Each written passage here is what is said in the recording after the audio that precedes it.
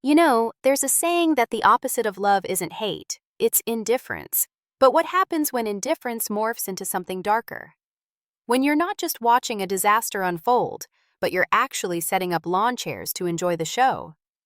That is a terrifying image, and honestly, it's the exact emotional frequency of the text we are looking at today. We are diving into day 182, covering the book of Obadiah and Psalms 82 and 83. And let me tell you, for such a short reading, the intensity is off the charts. It really is. I mean, Obadiah is the shortest book in the Old Testament, right? It's a single chapter, but it feels like a concentrated shot of adrenaline. It doesn't waste time with pleasantries. It goes straight for the throat of a nation called Edom. Exactly. It's short, but it's heavy. To understand the heat behind Obadiah, you have to understand the family drama. This isn't just two random nations fighting, this is Jacob and Esau. This is Israel and Edom, they are brothers. Right, the twin sons of Isaac. So we are looking at a blood feud that spans centuries. But in Obadiah, God isn't calling Edom out for a specific battle they started.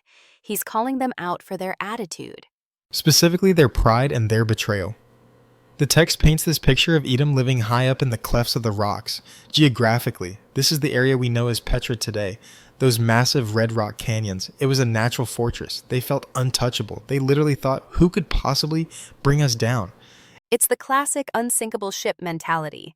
The text mentions them nesting among the stars like eagles. It's poetic, but it's dripping with arrogance.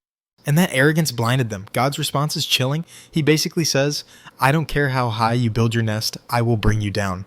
But the reason why is what really gets to me. It wasn't just that they were proud, it's what they did when their brother Israel was being destroyed by foreign invaders. This is the part that felt visceral to me. The text describes Edom standing on the other side. They were bystanders. But then it gets worse. They weren't just passive. They started rejoicing over Judah's destruction. It's malicious voyeurism. The prophet lists these don'ts. Don't look down on your brother in his calamity. Don't rejoice over their destruction. It implies they were cheering. And then, the ultimate betrayal. They stood at the crossroads. When refugees were trying to escape the slaughter in Jerusalem, the Edomites, their relatives, blocked the escape routes and handed them back to the enemy. That is cold. That is beyond war. That's opportunistic cruelty. Precisely, and that's why the judgment is so total. The text uses this imagery of thieves. Usually, if a thief breaks in, they take what they want and leave. If grape pickers come, they leave a few grapes behind. But for Edom, nothing will be left. It's a total cleaning out. And then comes that fire imagery near the end of the book. The house of Jacob becomes a fire, and the house of Esau becomes stubble. Stubble. Dry straw. It's a picture of rapid, uncontrollable consumption. The roles are completely reversed. The victim becomes the victor, and the oppressor is consumed. It's a harsh reminder that neutrality in the face of evil is actually a choice to side with the oppressor. That's a heavy takeaway. You can't claim to be a bystander when you're benefiting from someone else's downfall. Now, this theme of enemies at the gate bleeds right into Psalm 83, doesn't it? It does.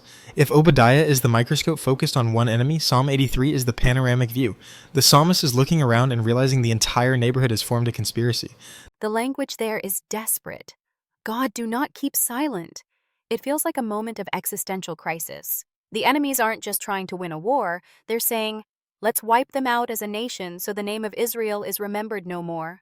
It's a threat of genocide, and look at the coalition list in that psalm.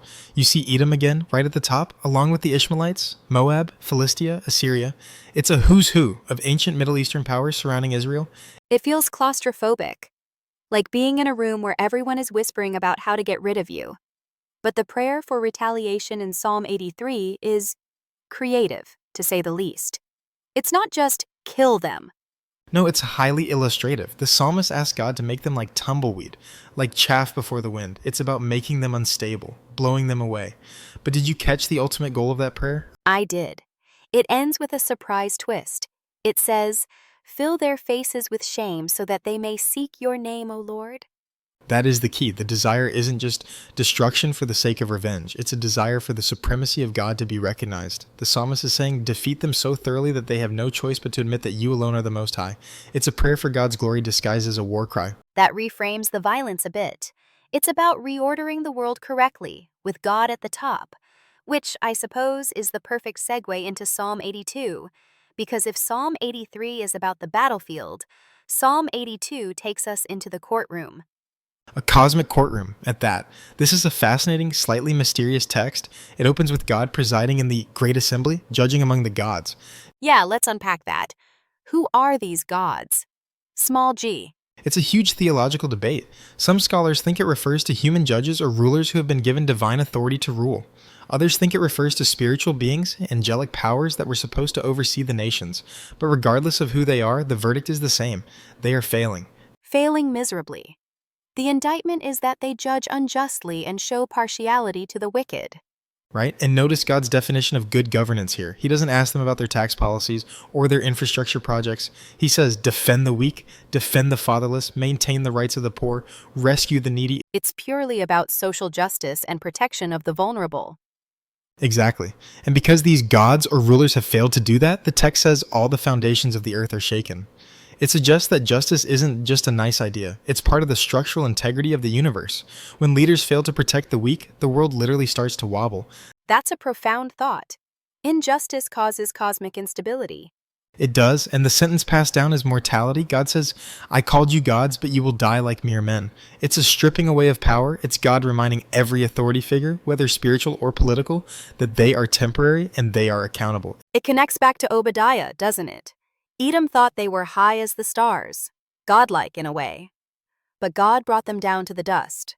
Here in Psalm 82, these rulers think they are gods, but they will fall like any other prince. It's the great leveling. The Bible seems to have this relentless message. High places are dangerous places. If you're high up in the rocks like Edom, or high up in the assembly like these judges, you are in the danger zone if you don't act with humility and justice.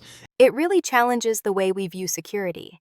Edom thought security was a high fortress. The judges in Psalm 82 probably thought security was their status, but real security seems to only be found in alignment with God's character. That's it. And God's character is consistently on the side of the one being chased, the one being oppressed. In Obadiah, he defends the refugees. In Psalm 82, he defends the fatherless. If you want to be on the winning side of history, you stand where God stands.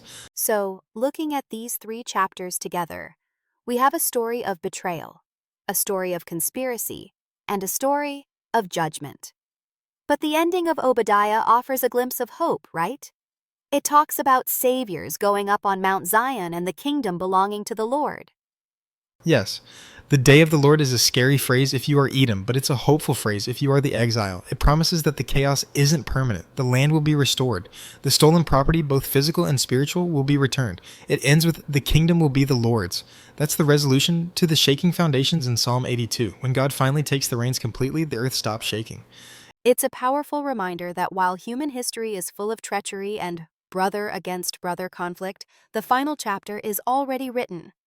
And it's a chapter where justice wins, not just abstract justice, but tangible relief for those who have been pushed to the margins. Well, that gives us plenty to think about today. From the red rocks of Petra to the cosmic assembly, the message is clear. Watch your heart, watch how you treat the vulnerable, and remember who really sits on the throne. Couldn't have said it better. Thanks for listening, everyone. We'll catch you next time as we continue this journey. If you have been blessed by this, please like, subscribe, and share this joy with others. God bless.